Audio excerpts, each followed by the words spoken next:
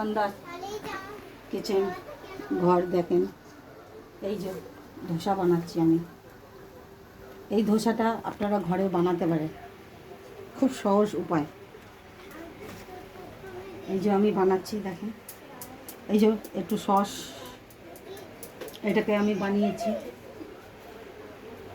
Tomato, একটু তেঁতুলের চাটনি আর দিয়ে, এটা টমেটো দিয়ে এটাকে মিক্সচারে মিক্সিং করেছি, যাতে টক টক যাতে লাগে। দেখো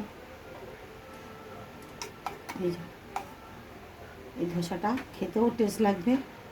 আর এটা কী দিয়ে বানানো হয়েছে, এটা ওটসটাকে মিক্সচারে গুঁড়ো করে নেবেন, করে নিয়ে ভালো করে এটাকে ফাটিয়ে রাখবেন আধ ঘন্টা। ফাটিয়ে রাখার পরে এই যে এইটাকে এবারে আপনারা এটাকে মুড়ে মুড়ে এই যে দেখেন ধোসা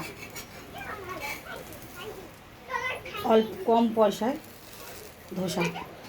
দেখেন দেখেন ধোসাটা কত সুন্দর হয়ে গেল। দেখেন এইগুলো কোনো অসুবিধাও হবে না, চালের গুঁড়োও দিইনি, কিছু না। এই ধোসাটা সুন্দর।